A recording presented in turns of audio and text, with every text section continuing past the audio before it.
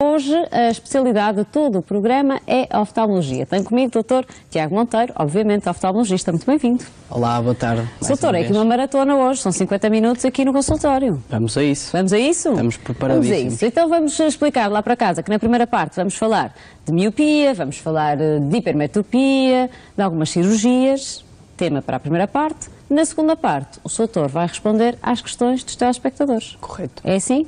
Então vamos lá desafiar os telespectadores a fazerem parte também desta conversa, que não fica então só entre mim e o Sr. Doutor. Espero que também participe no nosso programa. Pode fazê-lo de duas formas, através do nosso número de telefone, 229538525, ou através do nosso e-mail, consultório@portocanal.pt.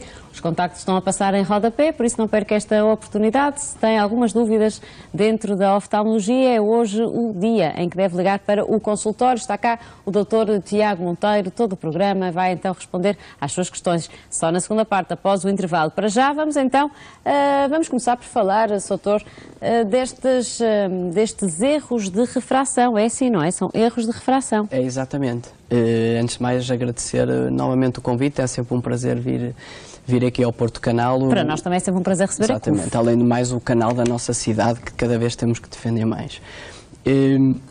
O tema que escolhemos para hoje é um tema que se enquadra um pouquinho no que tem sido o desenvolvimento da oftalmologia nos últimos 10 a 15 anos.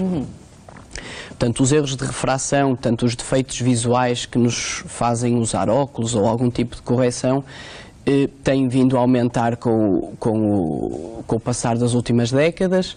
Assistimos nos últimos anos a um aumento substancial, sustentado, lento mas sustentado, dos defeitos de graduação, nomeadamente iniciando em idades muito mais jovens. Há cada vez mais crianças com erros de graduação. Porquê que se dá porque há uma maior consciencialização e uma maior cuidado dos pais, primeiro, dos familiares, das escolas e também depois dos prestadores de saúde, nomeadamente pediatras, médicos, clínicas gerais. Não foram os casos que aumentaram, mas os diagnósticos Exatamente. É que agora são feitos. Exatamente. E outrora, se calhar, as pessoas andavam assim. Exatamente. E achavam que era normal. E isso é claramente um investimento que se fez em saúde pública, em prevenção. Isso trata-se de prevenir, porque obviamente na infância não estamos a pensar em fazer cirurgias, não se pode na infância, queremos corrigir a função visual, usando óculos, usando um série de tratamentos necessários para que a criança, ao chegar à idade adulta, com a sua necessidade de óculos, possa eventualmente optar por uma cirurgia, se pretender. Então okay? Vamos começar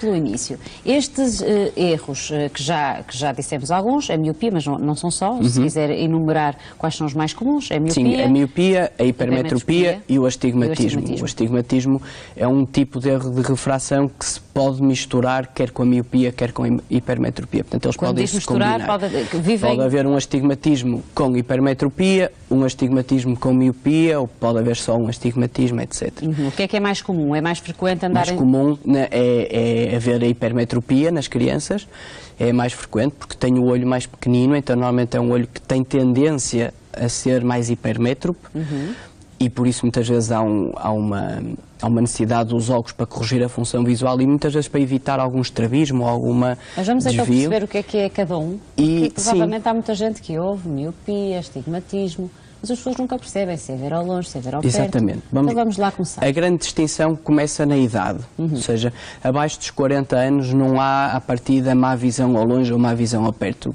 Consideramos a visão como um todo, certo?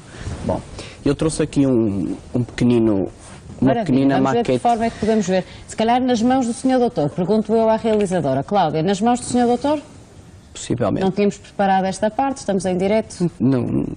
Então, ok, pode ficar assim, Sr. Doutor, vamos lá. A miopia e a hipermetropia vão depender essencialmente do conjunto de dois fatores. Sim. Se imaginarmos que o nosso olho é como uma câmara de filmar ou de fotografar, a luz que entra dentro do olho vai ter que ser focada aqui atrás na retina, que no fundo é aquilo que vai transformar a luz numa imagem. E da conjugação de dois fatores, um é o tamanho do olho, o olho pode ser maior, tanto mais comprido ou mais curto, e a convergência desta primeira lente, que se chama a córnea, que é uma lente que tem como função fazer a convergência dos raios de luz. Portanto, os raios de luz entram dentro do olho e vão convergir aqui num único ponto. A miopia e a hipermetropia surgem quando não há uma regulação perfeita deste sistema, no fundo, de focagem. por exemplo, se o olho é muito grande e a córnea não compensa isso, a outra lente, então a pessoa vai ter miopia, os raios de luz vão ficar focados antes da retina e a pessoa vai essencialmente ver muito mal ao longe, ou vai vendo muito mal ao longe. Na hipermetropia, o olho é mais pequenininho e daí ser também mais frequente nas crianças, e o olho não tem capacidade de convergir os raios na retina, e então os raios convergiriam na parte posterior do olho, hipoteticamente, e portanto temos que usar uma lente de óculos, chamamos uma lente... Caiu em qualquer coisa? Sim, caiu o cristalino. O cristalino, que é fundamental. É fundamental, nunca pode cair não o cristalino. Não poderia cair numa situação real. Então, na hipermetropia usamos uma lente convergente, Sim. que é uma lente que vai fazer com que os raios voltem a convergir no ponto certo. Sim. E na miopia usamos uma lente divergente, uma lente negativa, que faz com que o poder de graduação do olho, que é excessivo, que seja um bocadinho diminuído, de modo a que... Usamos uma lente nos óculos. De óculos, exatamente, óculos. Aqui fora, nos Lá óculos. Está, exatamente. Nestas idades, aquilo que se recomenda são os óculos. Apenas e só, sim. Não estão recomendadas cirurgias, não estão recomendadas, estão contraindicadas. Há pouco, vamos deixar a cirurgia para uma idade mais adulta. Sim. Mantendo-nos ainda nas crianças. Este é um problema que atinge muitas crianças em Portugal. Eu sei que cerca de 10 a 15% das crianças. Que impacto é que isto pode ter, por exemplo, no desempenho escolar de uma criança, o ver mal? Enorme. Muitas vezes não se queixarem, enorme, porque não têm ainda consciência do que será ver mal, não é, Soutor? Tem um impacto grande, quer no comportamento social da criança, porque há crianças que, para além do problema visual, poderão ter outro tipo de patologias neurológicas, patologias do desenvolvimento, não é? Então, se temos uma criança com algum déficit de crescimento ou alterações cognitivas, sabemos que se essa criança lhe associarmos um defeito de visão, vamos condená-la, entre aspas, a mais um problema que vai ter que enfrentar. Portanto, essa é a primeira parte. Segundo, toda a questão da aprendizagem e do desenvolvimento, obviamente que imaginamos que está dependente dos sentidos, da audição, muito importante também, e da visão seguramente, porque têm que ver aquilo que estão a fazer para aprender também. E, portanto, os programas de desenvolvimento de correção, tratamento precoce das ambliopias, que são os olhos preguiçosos, que se não forem diagnosticados a tempo na idade adulta não há solução para isso, é claramente um ponto-chave na prevenção e na saúde oftalmológica em Portugal, e tem-se feito um investimento muito grande nessa área. E temos tido resposta, digamos assim, a todo esse esforço. Os pais já têm consciência de que a primeira consulta oftalmológica deve ser feita muito cedo? Sim, temos assistido a uma diminuição da idade com que as crianças vêm pela primeira vez ao oftalmologista. Qual é a idade ideal, Soutor? Numa criança saudável, sem uma história familiar de doenças, digamos, complicadas... Doenças complicadas dos olhos. Mas incluem erros de refração? Sim, uma criança cujos pais não tenham miopia, não tenham problemas de olhos, eu diria que entre os 3 e os 6 anos poderão perfeitamente esperar por uma primeira consulta. Filhos de pais miúpes? Se não se observarem alterações. O pediatra e o médico de família normalmente fazem testes de rastreio que lhes permitem avaliar se a criança vê pelos 2 olhos. Obviamente, se houver alguma dúvida, deve ser imediatamente remetida a um oftalmologista. Se houver história na família de miopia, de astigmatismo, de hipermetropia, de um olho preguiçoso, etc., então, se calhar, preferimos ver a criança mais cedo para podermos intervir mais cedo, se houver necessidade. E aí, sim, normalmente, não achamos que haja uma relação direta, ou seja, não receitamos mais nem prescrevemos mais às crianças de pais com necessidade de óculos, mas efetivamente os próprios pais têm uma certa ansiedade em que saber o meu filho vai precisar de óculos, o meu filho tem problema, se tiver quero corrigi-lo o mais cedo possível, quero que corrija a sua visão, portanto estão mais também motivados a trazer o filho ou a filha à consulta. Sim.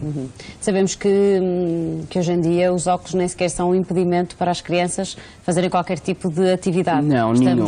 Temos óculos para todas as situações? Temos óculos para tudo, temos óculos, digamos, banais, temos óculos para a prática de determinadas atividades desportivas. Aliás, algumas atividades desportivas deveriam ser realizadas com óculos de proteção mesmo com 0 dioptrias, entre aspas, portanto, em crianças que não tenham defeitos de graduação, mesmo óculos de natação, que me lembro, podem estar graduados, pronto, uma série de atividades. Portanto, não limita não há uma a criança limitação. Não há uma limitação, porque também todo o comércio, entre aspas, da parte de óculos, armações, desenvolveu-se também muito, claro, e permite aos miúdos terem óculos leves, confortáveis, que eles gostam, que não os rejeitam, não é? Precisamente. E isso é importante, também nos ajuda.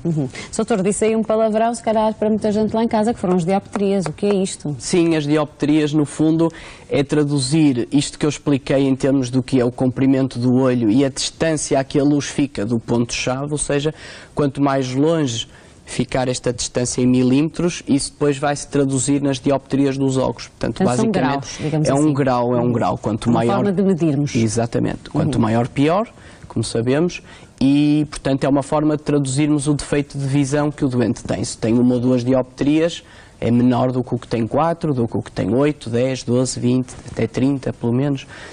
Existem 30 dioptrias? Existem pessoas com 30 dioptrias. São muito raras, sim, mas existem, infelizmente. Mas existem, são extremamente Existe raras. Solução para todos esses casos? Existe solução para quase todos os casos. Muito bem. Sim. Hoje vamos então falar de uma das soluções que tem sido muito bem sucedida e também é fruto de todo o trabalho e toda a investigação que provavelmente tem sido feita à volta deste tema, porque de facto atinge muitas e muitas pessoas. Vamos então perceber quais são os tratamentos para cada um destes erros e então quando é que de facto alguém tem indicação para a cirurgia e que cirurgias são estas de primeira linha, digamos assim, que a CUF já pratica.